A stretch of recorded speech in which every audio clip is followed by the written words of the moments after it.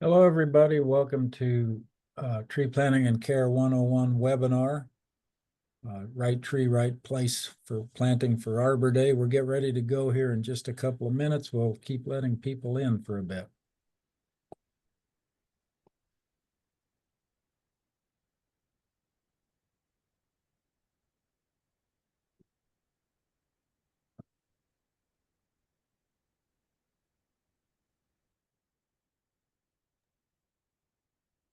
Justin, I'm also going to go ahead and turn the waiting room off so people can just come in. Oh, good. I don't even know how you do that. It's under the host tools, that shield icon on the bottom.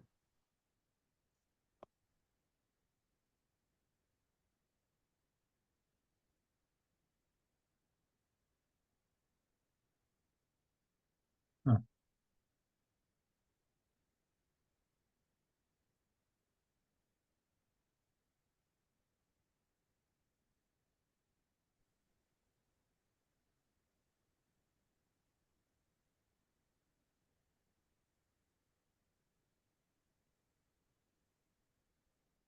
Host tools, shield. I see a shield, the green shield, Yep. meeting No, security. host tools. Yeah. And then second from the top is enable waiting room.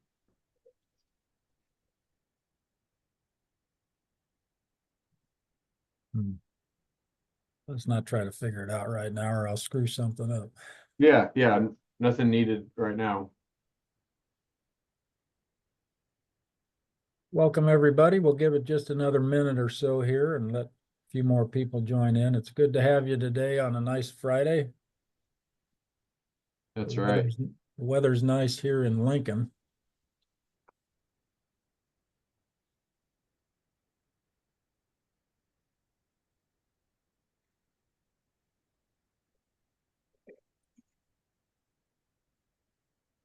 It's very nice here in Omaha also.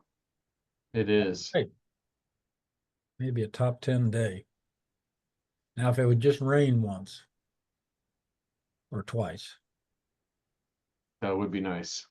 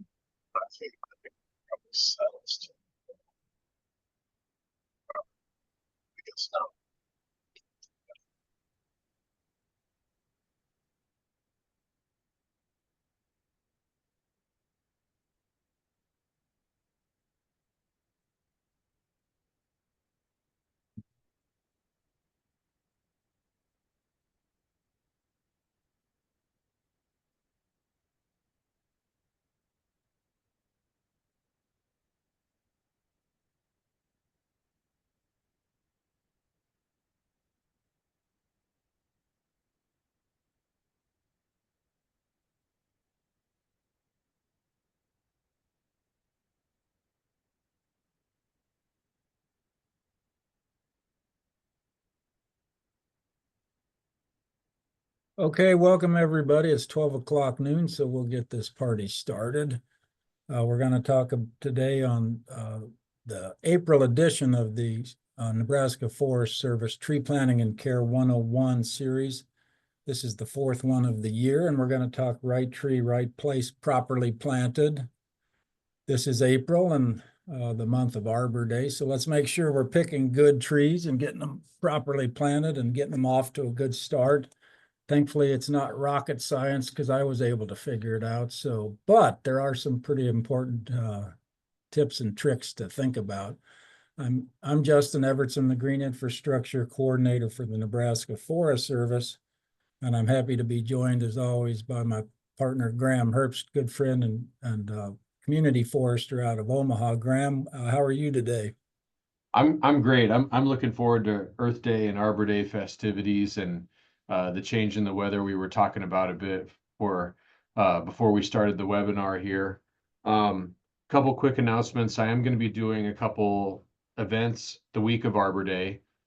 One of them will be in Syracuse on Wednesday, the 23rd, And then I'm going to be in Auburn on the 24th.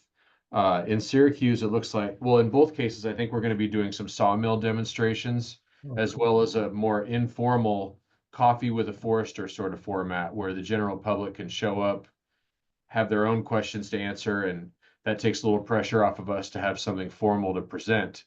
While we're in those two towns, we will be doing something fun with the kids for an Arbor Day celebration in those communities. So looking forward to that.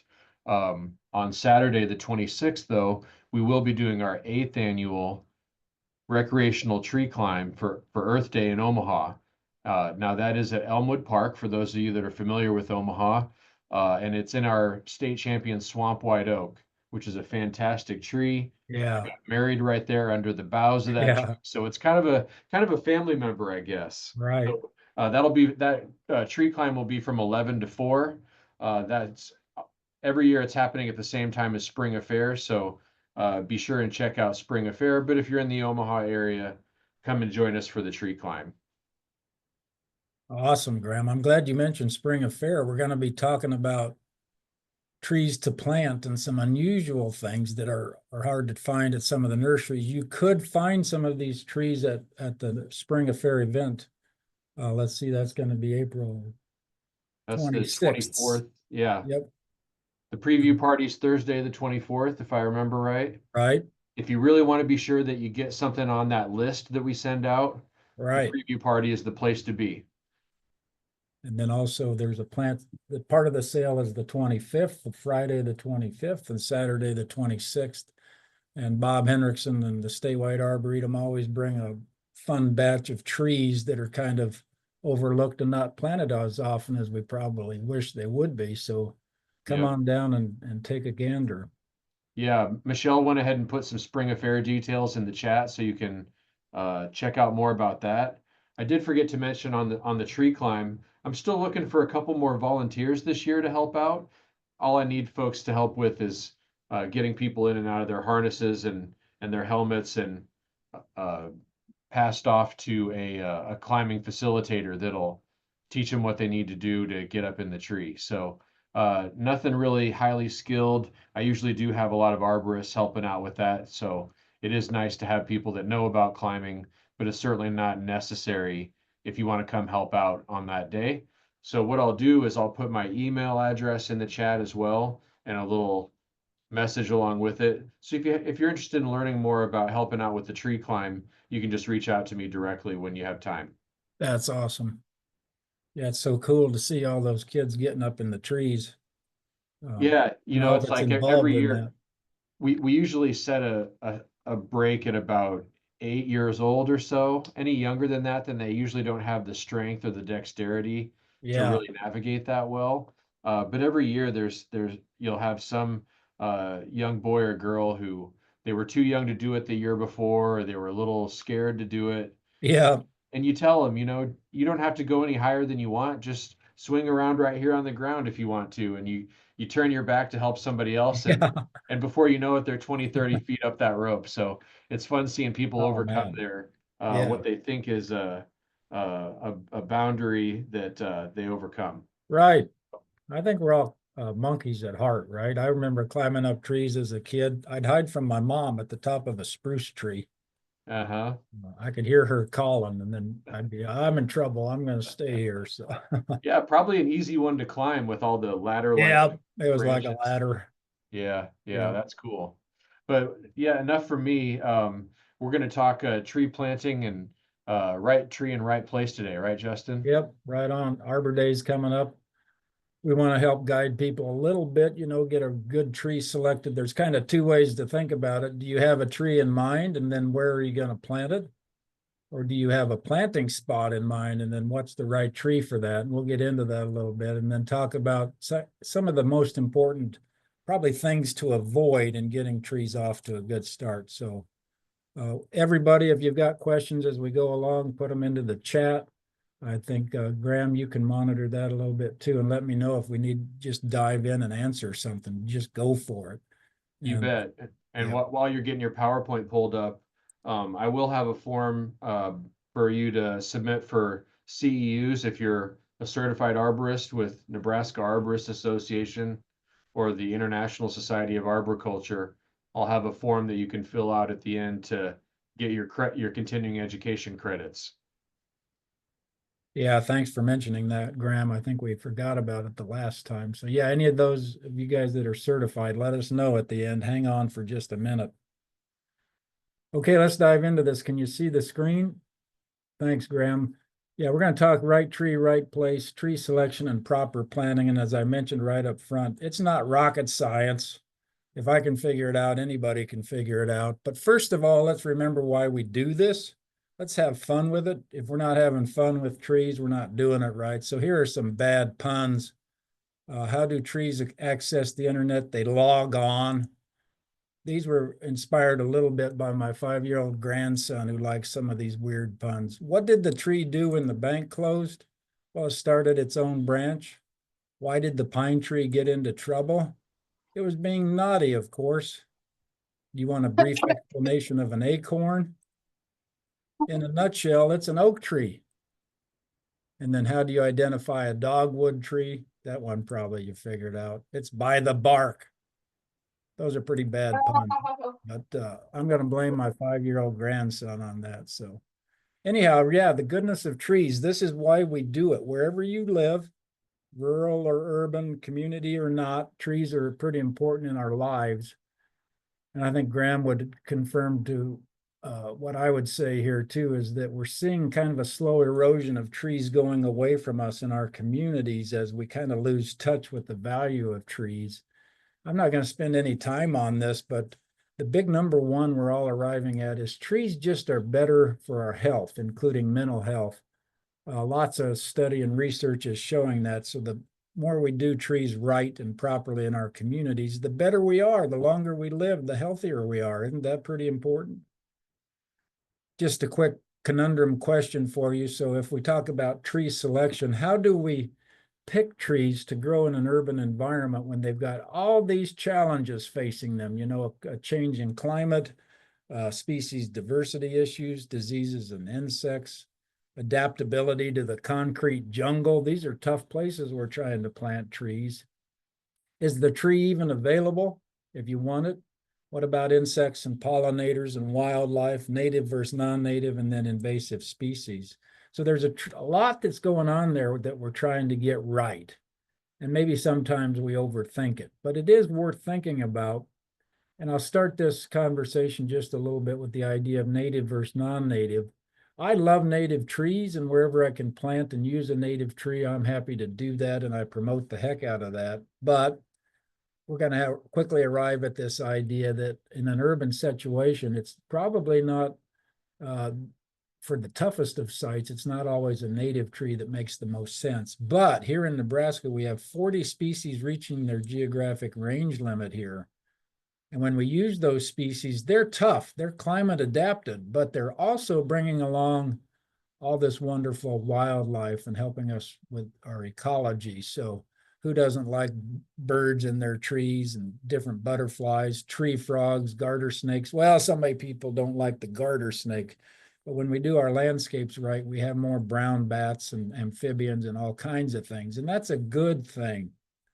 Now, in these tough urban conditions where native soils and the growing conditions are long gone, I would just say be aware that well-behaved non-natives are really going to help us expand the usability and palatability of our plants.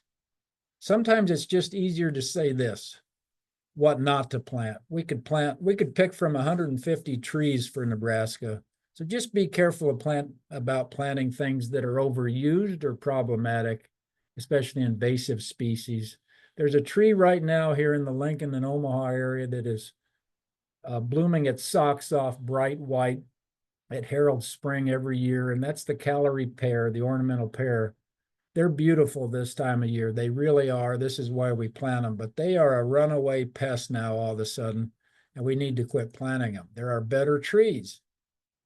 So what to plant in Nebraska? Well, start here. Go to the Nebraska Statewide Arboretum website, and you're going to find a whole bunch of lists that you can look at and choose from with all kinds of categories like native trees and shrubs, trees for drought, trees for eastern Nebraska, whatever it is you're looking for. Download one of those tree lists and you'll be really off to a good start. But let me take a stab at throwing a few trees at you right up front here. We'll take 10 or 15 minutes just to look at some of these really cool trees that we don't plant enough of. And I'll just try to keep it in bite-sized bits so it's not as overwhelming. So 7 trees to plant more of in eastern Nebraska. I could have picked 20 or 30. But we don't have time for that. But here are 7 that I would just say to you, let's plant more of. We don't have enough of them. Shingle oak, Caddo sugar maple, pecan, bitternut hickory, Turkish filbert, black cherry, and bald cypress. We won't take a deep dive on any one of these trees. You would not plant a bald cypress in the same spot as probably that black cherry, for example. But take a look at these trees, learn about them a little bit, download some of those plant guides, and you're going to find these trees are pretty resilient and adaptable to eastern Nebraska. And we just hardly find them in our communities. Where are they? Why are they not there when they're really shining a light on adaptability and ecology? If I was in the western half of Nebraska, I'd have a little different list to think about. And here are 7 trees to plant more of for out west. The chinkapin oak, wow, that's a woefully underutilized tree. Gamble oak, which is native to the Rocky Mountains, makes a nice, fantastic crabapple-sized tree and it does better in western Nebraska than here in the east. The Triumph elm is a great shade tree. The Tatarian maple laughs at our heat and drought. American linden has this wonderful vase shape to it, so it's like a summer Christmas tree. The Ohio buckeye gives us great color and is so adaptable and easy to use. And then there's an emerging ornamental tree out west called the sucker punch chokecherry. If you can track that down, it's getting a lot of good attention in the nursery industry. It's a form of our native chokecherry, but it doesn't have the suckering habit to it. It has kind of a red colored leaf, and it's really worth a try in those western landscapes. How about 7 evergreens to plant more of? People love their evergreens where you want maybe some wind protection or screening, sound protection. Think about evergreens. We got to be a little careful about evergreens, especially in eastern Nebraska. They don't always like our humidity, but we can do quite a few evergreens quite well. And here's some that I would throw at you. The limber pine and its cousin, the southwestern white pine, especially great for western Nebraska.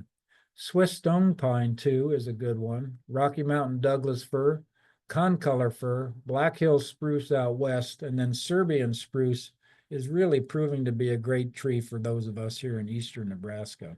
Hey, Justin, Yes, Graham. before you move on, we did have a question in the chat. Marianne is wondering, what's wrong with autumn blaze maple? Very good question. What do you think, Graham? Yeah.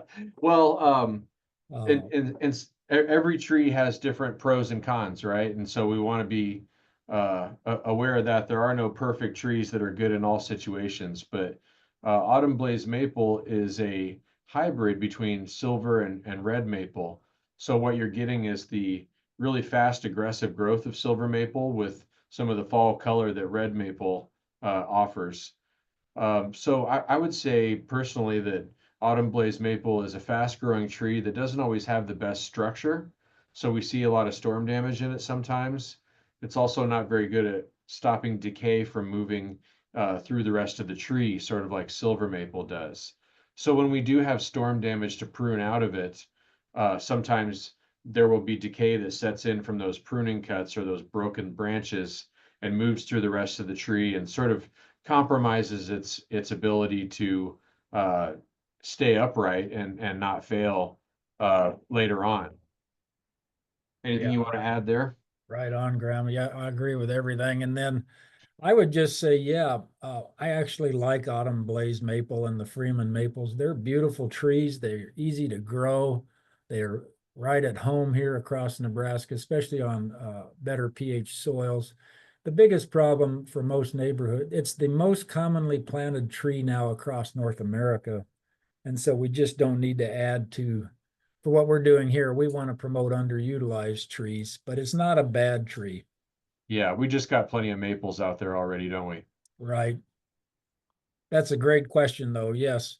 And just beware that the problematic species vary by place to place. So what's a problem here in Lincoln is not the same thing as a problem in Scottsbluff or Kearney. So just look around the neighborhood and be aware of what's maybe overplanted or underutilized. We talked about evergreens. And then here I would just say, you know, this is America. Let's have fun with what we're doing. We got a lot of freedom. We can pick a lot of trees to try, have some fun with it. Here's a list of non-native trees that I think are right at home in Nebraska.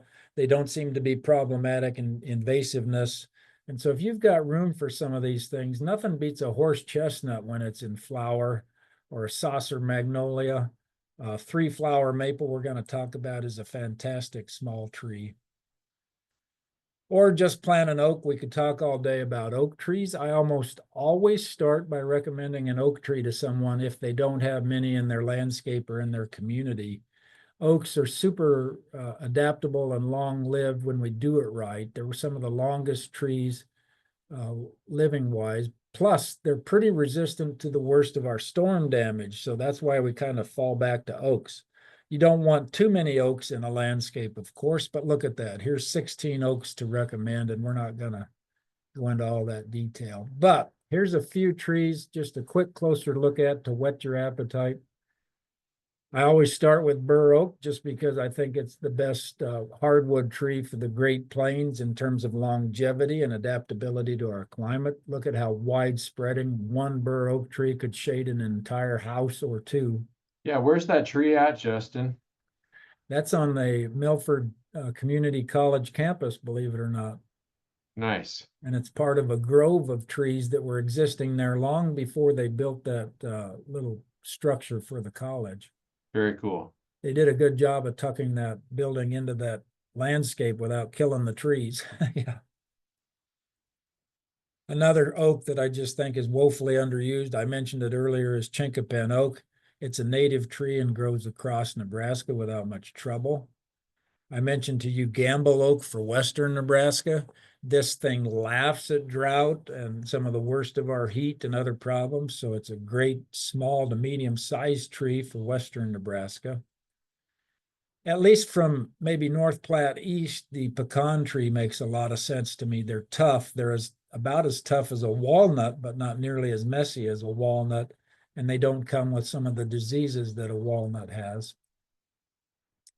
A bitternut hickory would just be a great one-for-one trade with green ashes that are dying because of emerald ash borer. So a bitternut hickory grows about the same rate, gets the same size. It also has this wonderful yellow fall color.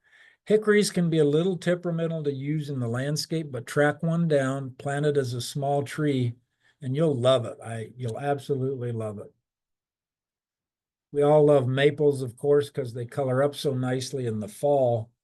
I would say be careful about the autumn blaze, Freeman maple, and the red maples because they're overplanted. But in my opinion, we don't overplant the sugar maple.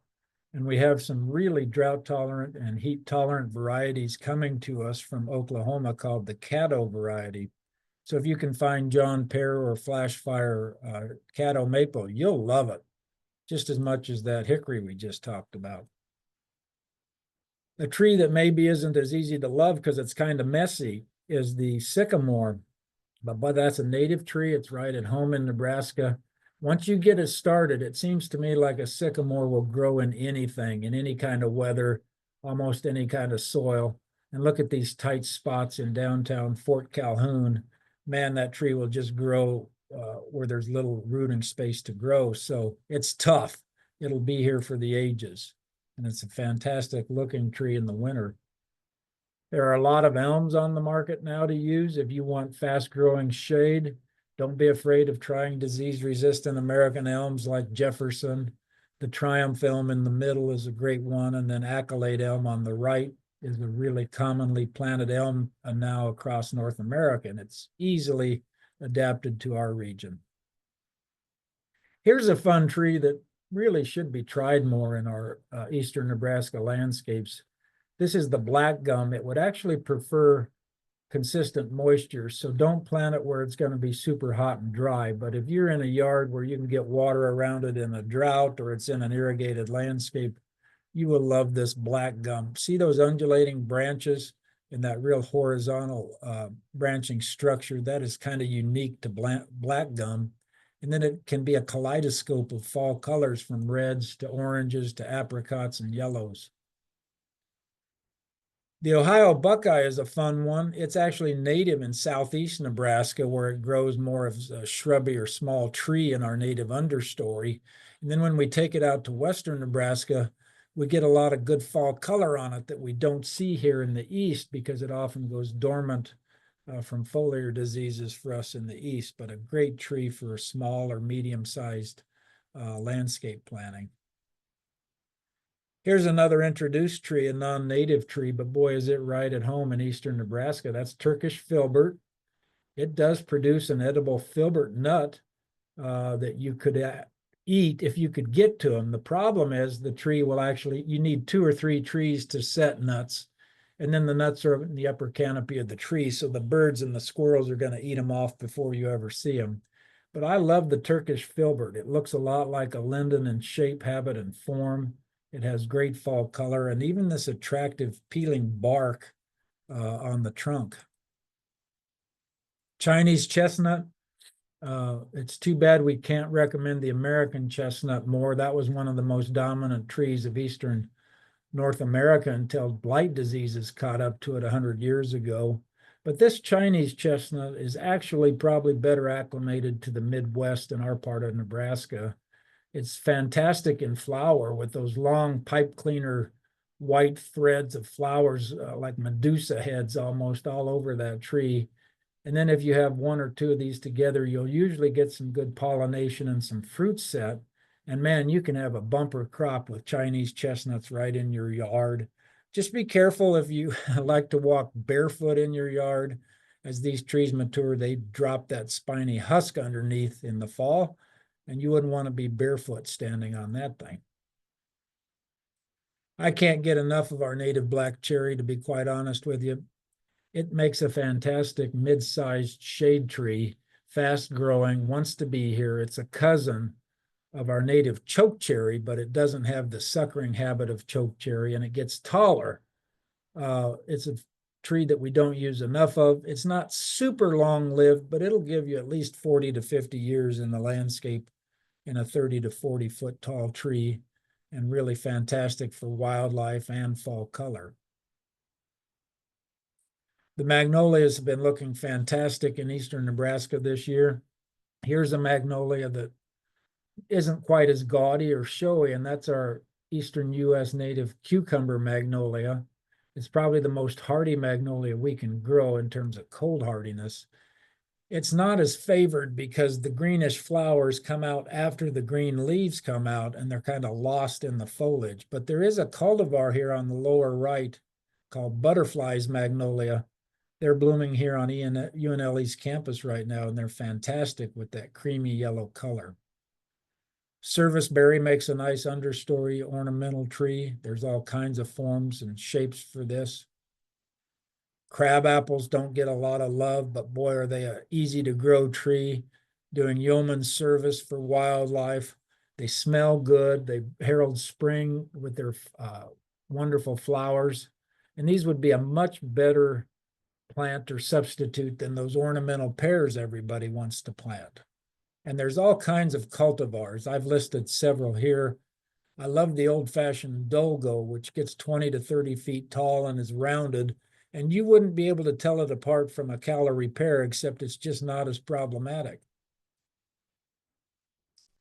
A tree I almost hesitate to talk about just because it's not very available, but please try to track this guy down, the 3-flower maple.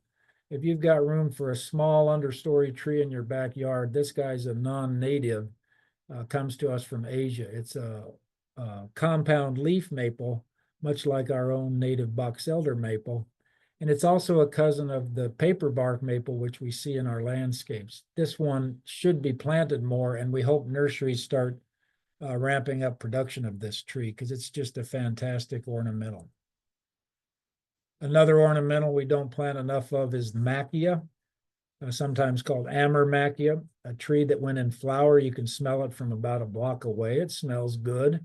It's a legume, and then it has this attractive kind of mottled and peeling bark, which has tones of copper and green and brown. Just a few conifers to think about. I will always promote our native ponderosa pine, especially for central and western Nebraska. It's a good tree for a windbreak or a visual barrier early in its life. And then as it matures, it actually becomes a nice shade tree with a big canopy. A few other pines to consider, and these would be especially important for central and western Nebraska. The limber pine on the left, which is native to western Nebraska. Its cousin is the southwestern white pine here in the middle, and then Swiss stone pine on the red. All of these pines are called stone pines. That is, they have seeds that are attractive to wildlife, especially birds that come and peck these seeds out and feed themselves. But we humans could also harvest these seeds if we had them in our landscape. Couple more evergreens. Concolor fir on the left would be a good substitute for blue spruce here in eastern Nebraska. And then Douglas fir, the tree on the right, is one we're really starting to promote more of as a tree that we just have not used enough in the Great Plains. And this is the Rocky Mountain variety of Douglas fir, not the West Coast California, Oregon, and Washington Douglas fir, which needs more moisture and warmer temperatures. And then we'll wrap up with bald cypress. These trees on the left are a picture taken from Cody Park out in North Platte. And the trees on the right are down in a swampy situation in Alabama. So what a wide-ranging tree. And its toughness and adaptability is just amazing to me. I would cite this where you don't mind the branches staying low, and then also where you probably have some consistent moisture, but it'll tolerate a lot of drought once it's established. That was a quick rundown of some species to think about. We could spend all day talking about that. We just don't have time. Just be aware there are dozens and dozens of trees to pick from. Don't overthink it, but make sure once you pick the right tree, you plant it in the right spot and do these other things properly. So put it in the right place. Placement is critical.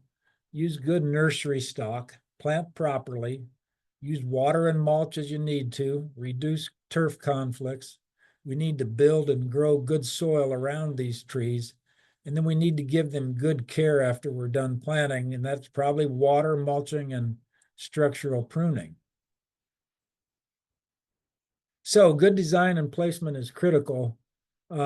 I don't want to spend a lot of time on this, but I would say one thing we get wrong a lot in our landscapes, especially our bigger landscapes, is we scatter our trees too far apart. And if we can think maybe about what Mother Nature does, where she plants them tight, and if we can try to mimic that in our own landscapes, we'd be better off. Obviously, in the backyard, you're not going to plant 20 trees tightly together like in this scene, but you could plant 2 or 3 trees closer together and then blend in some shrubs and understory plants with them. Separate these trees from your high maintenance lawn zones so you're not impacting the trees from lawn care. And then pick good places to plant these trees that are going to help them get off to a good start. Don't plant them at the driest part of a rocky knob, but maybe plant them on the north-facing slope or towards the bottom of a drainage swale, something like that, if you're not going to be able to irrigate them. We touched on this just a second ago, but if we can plant trees a little tighter together and with an understory of associated plants, whether that's herbaceous plants or shrubs or ornamental trees, things in mass are going to share a common rooting zone. And I'm telling you, they're just going to grow better and be healthier, helping each other grow if we do it right. When we get around to it, when we go to the nursery to buy that tree, we've got to start with buying good nursery stock, and especially pay attention to root quality issues. If there's one thing I might try to convey pretty sharply here, is this is America. You're free to go buy your tree from that box store if you want, and a box store can have good trees. But I would tell you this, if you have the money to spend, invest it in your local nurseries who stand by their product and really know what they're dealing with and getting you the best quality trees, including trees that have good root systems. Be aware that trees in these traditional containers can be problematic with circling and matted roots or stem girdling roots, or they're often too deep in the container like this one on the lower right. It really is important. I mean, if you don't get this part right, if you don't buy a good tree to begin with, the rest of it isn't going to matter down the road.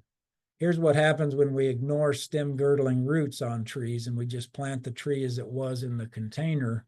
A big wind will come along and damage the tree or knock it over down the road. So we do need to pay attention. Let me say this though too, not all containerized trees are bad. Some trees, the nursery system is pretty good. The nursery industry is pretty good at getting us good trees in containers early in the season. The problem is the longer those trees stay in those containers, the more problems arise, the more likely you're going to have woody roots that are circled at the edge of the container that are hard to deal with. So the nursery industry has figured out in recent years some new methods to get us better trees. And these are trees that have a root pruning system involved in their production. And it could happen with grow bags or special plastic containers. There's more than one way to do this, but just be aware that too long in any container, even for these kinds of trees, is problematic. The thing you got to do is you got to get fresh trees or bare root trees and get them out and planted and not let them sit around too long.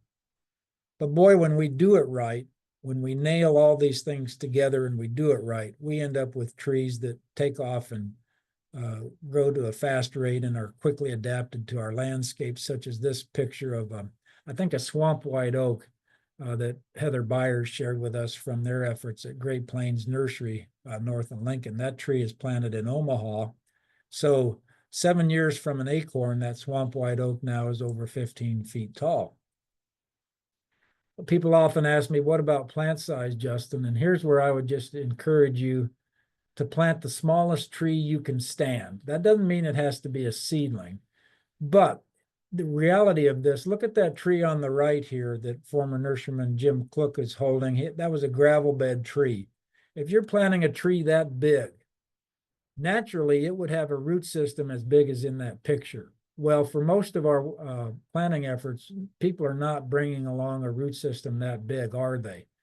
So the root systems are usually just not in proportion to the top of the tree that we're planting. And the bigger the tree we plant, the more problems we have in that regard. So smaller stock is better, but that doesn't mean all small stock is perfect or all large stock is bad. It depends, just make sure you're getting good quality stuff. But generally, smaller stock is easier to plant, less costly, and often establishes faster in the landscape. Always be aware of this too, that timing is critical. If you can plant in March and April and then hold off again until, I would say, late September, October, November, those are the best times of the year. Plant when the weather is cool. And part of the reason for this is because when we plant, we will be getting into those roots. There's no way around it. You're going to do some root disturbance and you're going to have some transplant shock. And it's just better for the tree to weather that transplant shock if it's done when it's dormant and in cool times of the year. Okay, here's where the rubber meets the road. You've got a good nursery tree and you're ready to plant it. How are you going to plant it?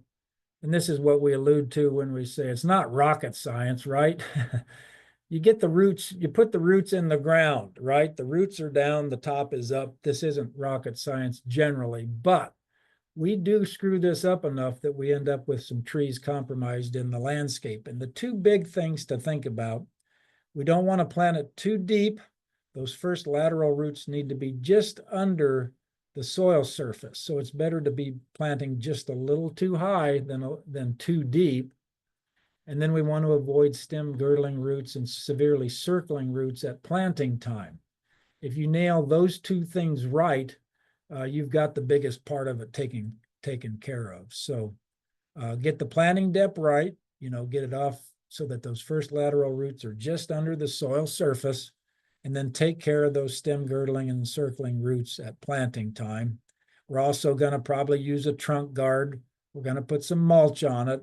And for me, most larger trees planted in our landscapes, I stake them, and we'll talk about that. Dig a good hole. Dig $100 hole for that $100 tree. You don't have to spend all day digging this. And the good news is for most properly grown nursery trees, you don't dig a deep hole. It's amazing to me. It's usually only about as deep as the Ames spade shovel is deep, maybe what, 10 to 12 inches deep sometimes, a little deeper than that. It depends on the container it comes in. But you're going to want to dig a wider hole than deep so that the roots have a chance to start moving out into looser soil as it starts to take off. But here are some things I would suggest to you. Wider than deep. Measure the root ball before digging so you know how deep to put it in. Put soil in buckets or on a tarp next to where you're digging so that you can work it back in around the roots as you go. Don't haul any soil away. I'm always intrigued by people that come and plant trees and then they haul the soil away that came out of the hole. Unless you're planting a great big balled and burlap tree, I think you're going to want to use that soil around the tree in the landscape, and it saves you the trouble of having to haul it away. And then be careful with augering. If you're planting a lot of trees, you'll want to use a wide auger, 24 to 30 inches wide, but don't go too deep. There's two problems. We often auger holes too deep, and we often glaze the side of the hole, making it harder for the roots to penetrate the side of that hole. So be careful if you're augering. Now, those are great tools to use if you're planting a lot of trees. But if you can, dig it by hand, dig that $100 hole for that $100 tree. Once you've got to that point where you know how deep the hole should be, you're going to take that tree out of its container and you're going to look at the roots and try to figure out what's going on.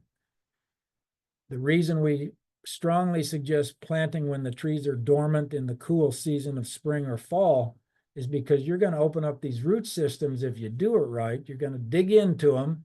You're going to be careful, but you're going to dig into them and see what the roots are doing. You've got to make sure you don't have a horrible mass of circling or girdling roots at the base of that trunk. And there's no way to do that sometimes without taking some water and washing them off or using some tools to scrape and pull that growing medium away from the roots. So try to do it when the weather is cool. Now, if you've ended up with a tree that's been in the container too long and it's severely pot bound at the edges, as long as those roots aren't too thick and woody, there is a chance you can salvage that tree. And here's from the University of Minnesota, they talk about box cutting of roots, where you literally take a sharp saw and you're cutting off the worst of those matting and circling roots at the edge of the container.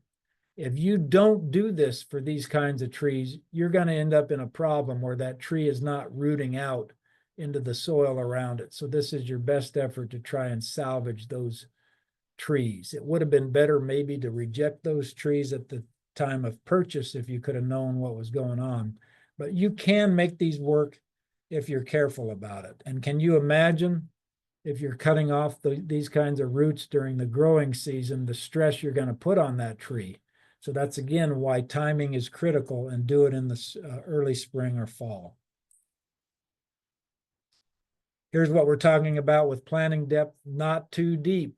Find that root flare. As the tree matures, you want to see a flare where the roots meet the ground and meets the trunk. And you want to see that flare visibly throughout that tree's life.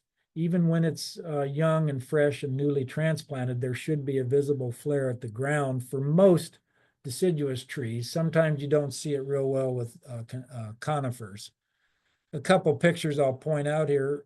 Here on the left, they're using the shovel handle placed across that hole just to see how deep it is, and that's a good way to check the depth. This is a bare root tree on the left, which is a fantastic way to plant trees if you have access to bare root trees, because you know you can look at that root system and deal with anything that's a problem. The tree in the upper middle is a balled and burlap tree. If you don't open up that burlap and see where that root flare is, you're not going to exactly know how deep to put the tree. The tree in the middle here is a tree that we didn't deal with the stem girdling root earlier in its life. And now we're going to have to cut these roots that are now growing back over some of its important buttressed roots. And then the picture on the lower right, pay attention to what's going on here. They took this tree out of the container. They're shoving it right in the hole without making sure that it's at the right depth or dealing with any of those circling or matted roots at the edge of the container.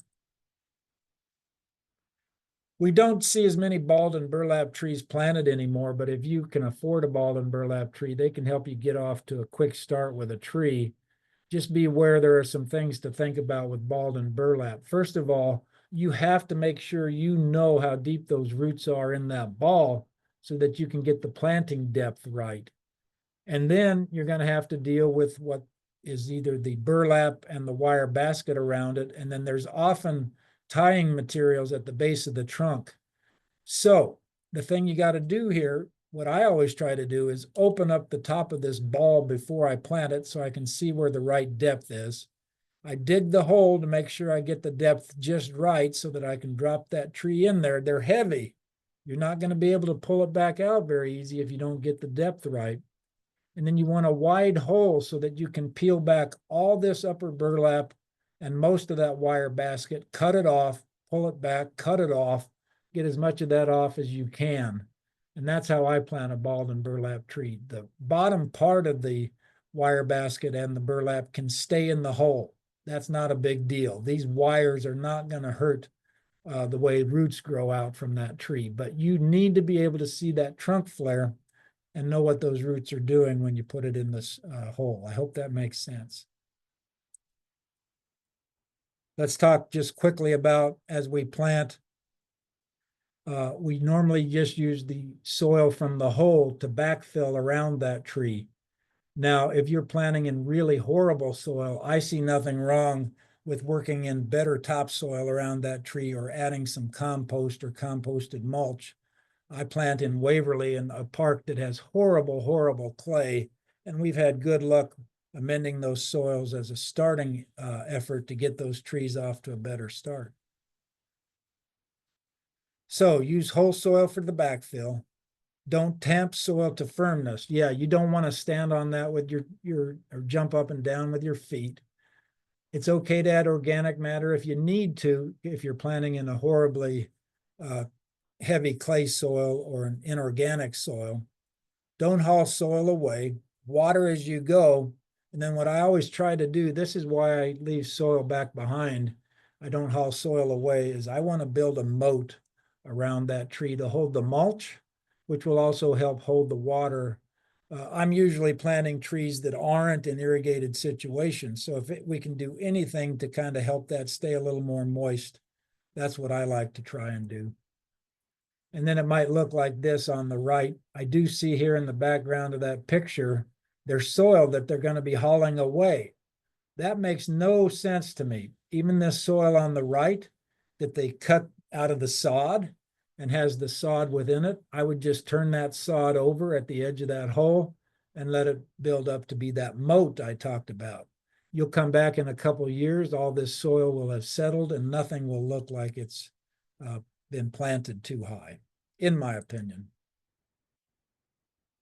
When we've done all that, if you have a tree that has any top sway at all to it, in our winds, I would suggest you're going to stake it. Even for smaller trees, I end up staking most of these things. If it's a really small tree, I just use a single stake driven at an angle to the side of the tree, and then I use a strap-like material to tie it to the trunk. If it's a bigger tree, I usually do a double staking, like here in the middle picture, and I tie back to that tree with canvas strapping or arbor tie or something that has a strap-like attachment, a broad attachment to that trunk, and you'll be in good shape. Not so tight that the tree is going to snap in a storm, because you want some give in that tree in a storm to help its root system establish. But you don't want it so loose either that it's going to come apart on you. And then always think about use a strap-like material, not wire, not string, not rope, and wire even in a hose can be problematic down the road. So a strap-like material. I hope that makes sense. And then I always mulch my trees when I plant one. I think anything we can do to mimic the forest floor around a tree and keep the grass at bay and build our organic matter off to a good start is something to think about. So a layer of mulch, 4 to 5 inches deep, here on the upper left makes a lot of sense. Don't pile it at the trunk, and then don't volcano mulch initially or even long term. You don't want that mulch piled at the base of the trunk. And then here on the right, just be aware, if you're planting anywhere that deer are going to show up or rabbits, you're probably going to want to protect those trunks. I just do that automatically in the trees I plant in our Waverly parks. We have one park that has deer pressure, and we have to put cages around them, like here on the upper left. But every tree gets one of these A.M. Leonard trunk guards that I've cut to about 12 to 18 inches tall. And that helps prevent rabbit chewing, rodent chewing, and then also string trimmer chewing, which is probably the biggest culprit of trunk injury in our parks in Waverly. Let's talk about this just real quickly, the importance of mulch and organic matter in planted landscapes. When we think about it, most of our landscapes that we live in and work with today, we haul off most of the organic matter, don't we? We bag our grass clippings and we bag our leaves in the fall. Well, let's stop doing that. We've got to leave the leaves and the twigs and the grass clippings behind, because that is what's going to sustain our soil over the long term. Mulch helps improve the soil organic content. It reduces soil temperature extremes. It helps reduce weed competition, and it helps retain soil moisture. Also, organic matter in and on top of the soil is important for soil tilth and fertility, as well as its water holding capacity. And here's what the rub is going to be. It's also important for the beneficial soil fungi and microbes that come along with what we call the wood wide web.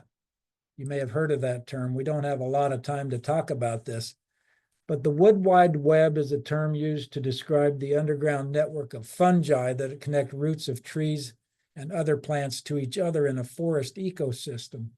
This network is built on what we call mycorrhiza. These are a symbiotic association between soil fungi and plant roots that help plants uptake water and nutrients. Now, it's thought that the mycorrhiza are connected to each other from tree to tree through these wide-reaching strands of fungal hyphae called mycelium. And that's what is allowing for the flow of nutrients and chemical signals from tree to tree. They're figuring out that in a forest, a tree 100 yards away from another one can chemically signal that tree, for example, if predatory insects are causing a problem.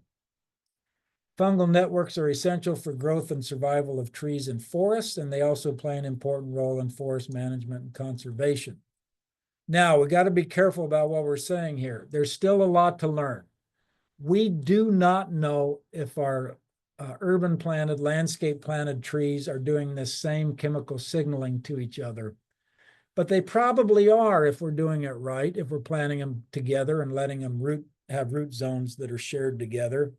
And we still know that there are still many important benefits for mulch and organic matter in the planted landscape. And I would say we also know that this is not the right way to do it. This is not good for trees in our yards and in our landscapes. If you are thinking of your tree as a soldier in the lawn, having to survive all on its own against the competition of all that turf grass management, that tree is going to be shorter lived in its life. It's not going to be as happy or healthy. It's going to be more prone to storm damage.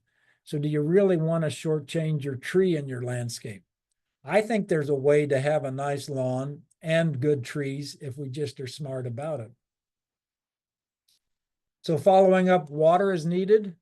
Don't overwater. Of course, if we're in a wet period and you have an irrigated yard, sometimes we see more tree decline from overwatering than underwatering. But we are in a severe stretch of drought here in eastern Nebraska. This spring is already dry after a dry winter.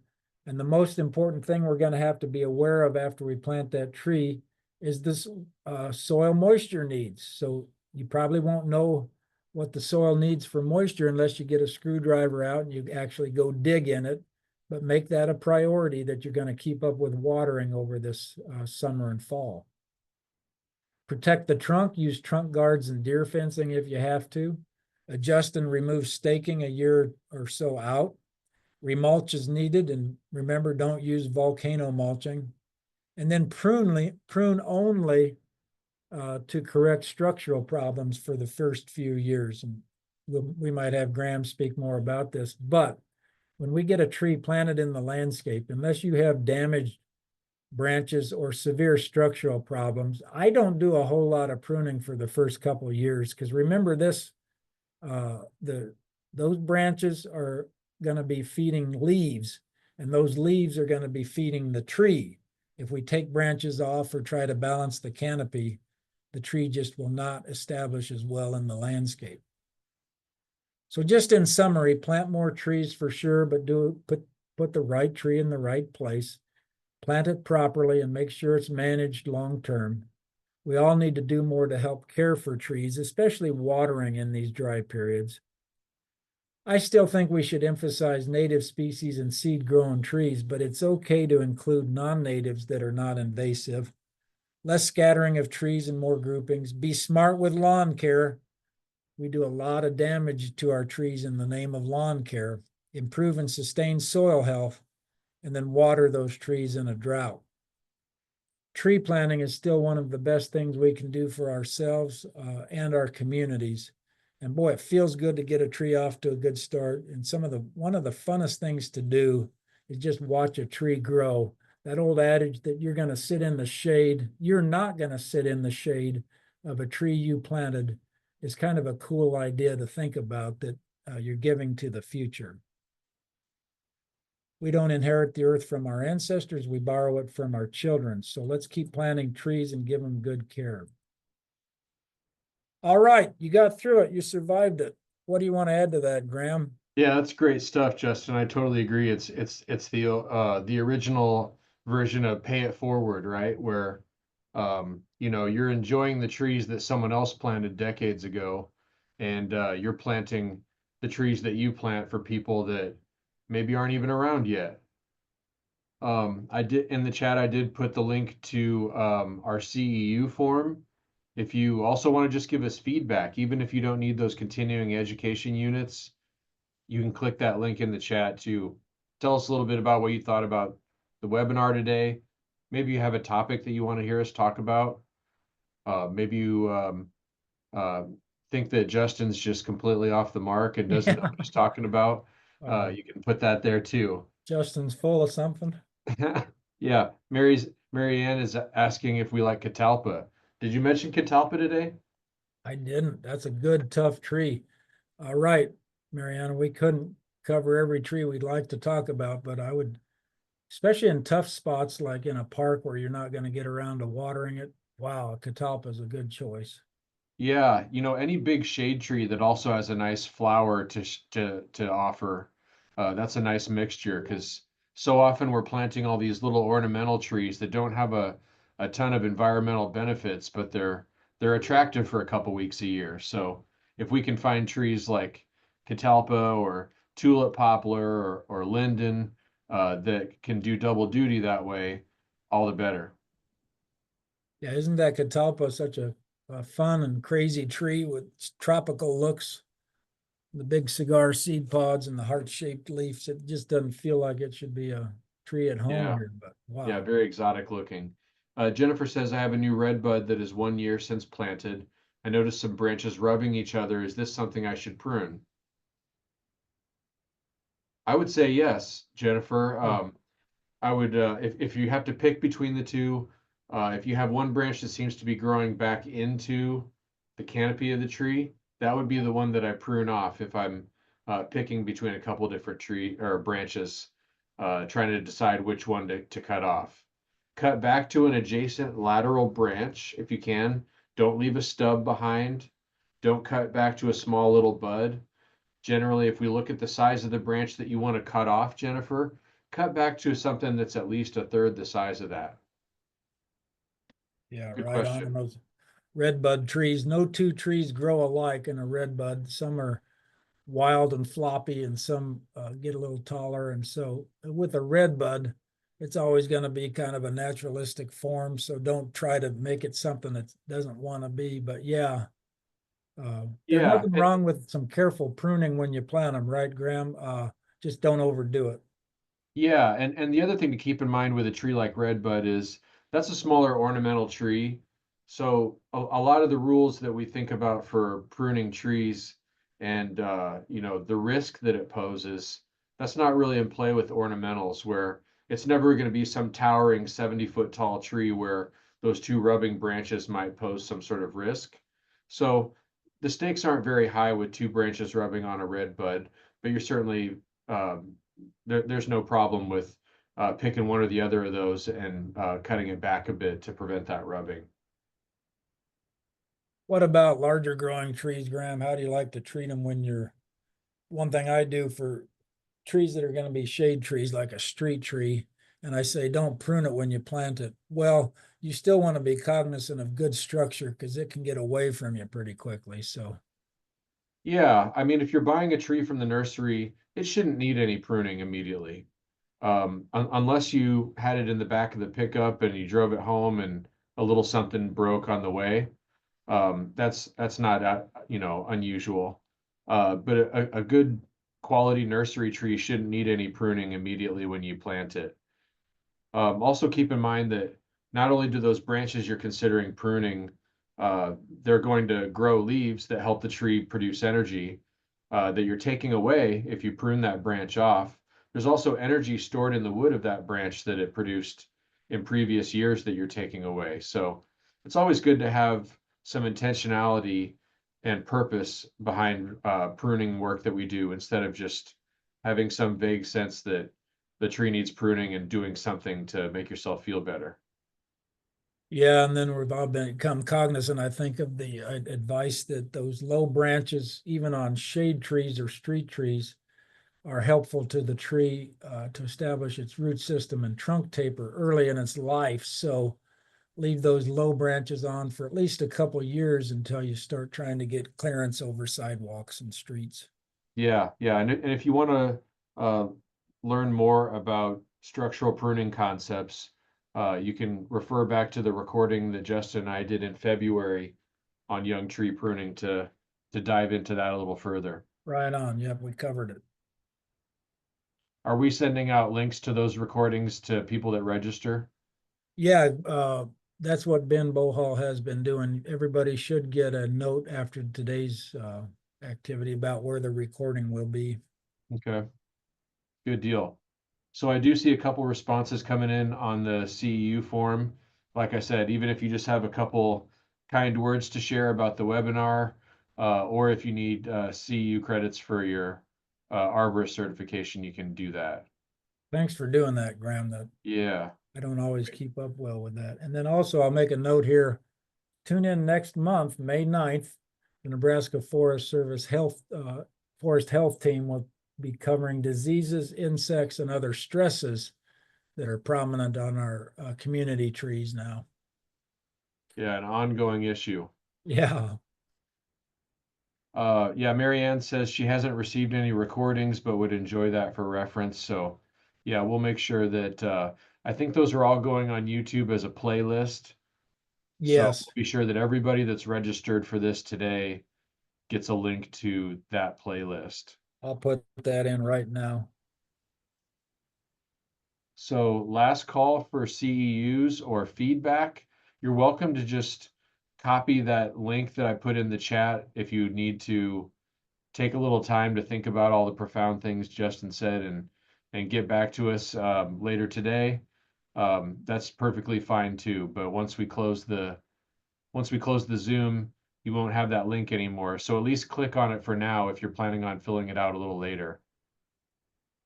Here's the link for the Nebraska Forest Service YouTube page where you're going to find the winter or the Tree Planting and Care 101 series. And lots of other good stuff. I think you'll see Graham on there flapping his gums several times. Yeah, probably. Yeah. Well, happy Friday, everybody. Yeah. I don't have much else to add. Thank you all for joining us today and your questions and comments in the chat. Justin, you already told us what we're going to be talking about next month. Yep. Anything else you want to share? No, I think we're good. Thanks for tuning in, everybody. It's an honor to have you. You bet. Go enjoy the weather. Yeah, that's where I'm heading. See y'all. Have a good weekend.